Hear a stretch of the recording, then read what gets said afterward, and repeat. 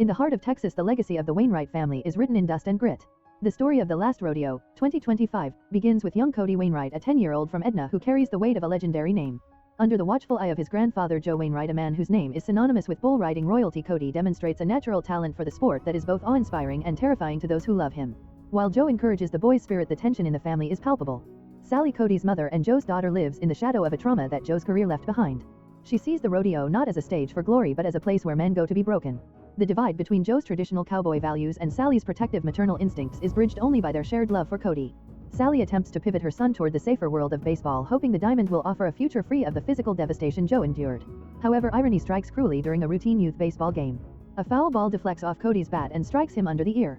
What begins as a suspected concussion quickly spiraling into a nightmare. Cody experiences dizziness, loss of balance, and persistent vomiting. A trip to a specialist at Dallas Memorial delivers a devastating diagnosis. Cody has a glioma, a brain tumor that requires immediate invasive surgery. The medical crisis is compounded by a crushing financial reality. The surgery and recovery are estimated to cost hundreds of thousands of dollars, yet the family's insurance covers only a fraction. Joe's past is a graveyard of financial struggles. The family land has been sold and the house is buried under 2 mortgages. Desperate and seeing no other path, Joe looks toward the only world he knows how to navigate: the professional bull riding circuit. The PBR Legends Championship in Tulsa, Oklahoma is approaching, boasting a $1 million purse. It is a Legends event designed to bring former world champions back into the arena to face off against the modern era's best riders like the reigning champion Billy Hamilton. Joe's decision to enter the tournament is met with fierce resistance from Sally. In a heart-wrenching confrontation, she reminds her father of the reality he chose to forget: the years she spent as a young girl bathing, feeding, and cleaning him after he broke his neck on a bull. She describes the painkillers, the screaming, and the loss of his dignity, making it clear that she will not watch him trade his life for a check, even for Cody. Joe, however, is a man driven by a singular purpose. He knows his body is failing, he walks with a limp and carries a steel rod in his neck, but he believes his life is a fair trade for his grandson's future. To make this impossible comeback a reality, Joe recruits his old road buddy Charlie Williams. Charlie is a former bullfighter who has traded the arena for a quiet life of faith and a job at UPS, currently volunteering his time at prison rodeos. The reunion between the two old friends is strained by years of silence and unresolved grief following the death of Joe's wife Rose. Charlie, ever the voice of grounded reason, initially thinks Joe has lost his mind. He points out Joe's age, his bad back, and the sheer lethality of modern bulls. Yet Charlie's loyalty to Joe and his love for Cody eventually override his logic. The two men set out on a journey to Tulsa, rekindling a bond forged in rodeo arenas and their shared military service in Afghanistan.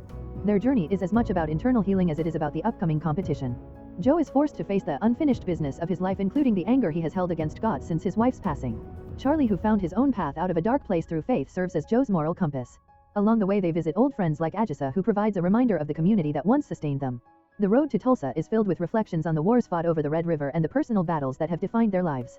When they arrive in Tulsa, they face one final hurdle. Joe isn't even on the official roster. He must convince Jimmy Mack, a PBR executive and old acquaintance, to let an aging unranked rider into the most prestigious event of the year. Joe leverages his history and the favors owed to him, eventually securing a spot in the chutes. He isn't looking for a trophy or a new truck, he is looking for the 8 seconds that will save Cody. Fate, however, has a cruel sense of irony. During a routine youth baseball game, a freak accident occurs. A foul ball strikes Cody under the ear. What begins as a suspected concussion quickly spiraling into a nightmare. Cody suffers from dizziness and vomiting, and an MRI reveals the unthinkable: a glioma, a complex brain tumor located in a precarious part of his brain. The news is a devastating echo of the past, as Rose had passed away from a similar ailment. The financial weight of the diagnosis is equally crushing. With insurance only covering a fraction of the invasive surgery and Joe's own financial history riddled with mortgages and debt, the family is faced with a bill totaling hundreds of thousands of dollars. Joe, seeing no other path to save his grandson, decides to step back into the one world where he can earn $1 million in a single weekend: the PBR Legends Championship in Tulsa. The decision creates a massive rift. Sally is horrified, viewing Joe's return to the bull as a suicidal gesture that would leave Cody without a grandfather. She recounts the trauma of her youth of having to bathe and feed her father while he was incapacitated, and she forbids him from riding. But Joe is a man of old-world resolve. He recruits his estranged friend and former bullfighter Charlie Williams, a man dealing with his own health battles with diabetes. Together they embark on a journey to Oklahoma to secure Joe's entry into the competition. They meet with Jimmy Mack, a PBR executive and old acquaintance who initially scoffs at the idea of a man Joe's age, now the oldest competitor in history, getting back in the chutes. Jimmy eventually relents, moved by the desperate circumstances and the potential for a Cinderella story that would captivate the nation. As Joe prepares for the competition, the film balances the high-octane violence of the rodeo with the quiet, sterile tension of the Dallas hospital where Cody awaits surgery. In Tulsa, Joe is an anomaly among the young superstars like Billy Hamilton, the reigning champion who grew up worshipping Wainwright. The locker room is a place of tension. Joe is mocked as an old-timer by some, while others look at him with a mixture of pity and awe. Joe's physical limitations are immediately apparent.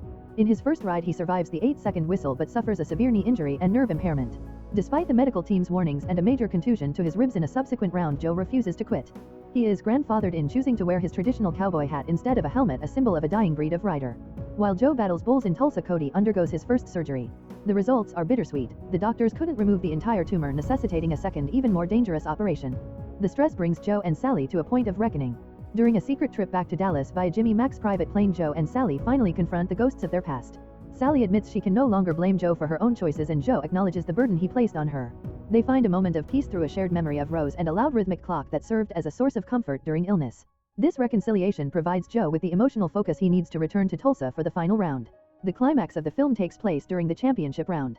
The stakes have been elevated by a GoFundMe page started by Jimmy Mac, making Cody's battle a national headline. To win the $1 million purse and secure the funds for Cody's recovery, Joe must beat the score of Billy Hamilton, who has just delivered a nearly perfect ride. The bull Joe draws is the legendary Ring of Fire, an unridden fire-breathing dragon of an animal. The arena falls silent as the crowd prays for Cody and Joe settles into the chute. The ride is a visceral, agonizing 8 seconds. Joe is slammed against the fence, his body absorbing impacts that would kill an ordinary man, but he clings to the rope with a strength fueled by desperation and love. As the whistle blows, Joe is violently bucked off and remains motionless in the dirt. The medical team rushes in, and for a terrifying moment it appears the Last Rodeo has claimed its price.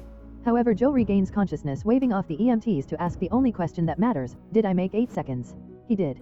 Joe Wainwright secures a historic score of 94, winning the championship.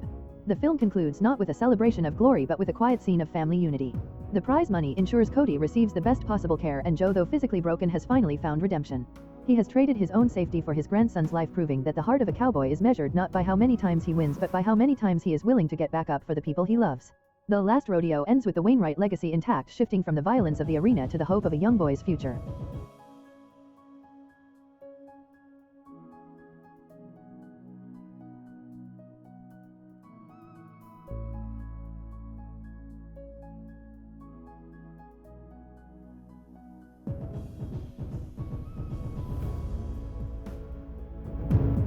If you enjoy watching this video, then subscribe to Angel Recaps for the latest movies explanation.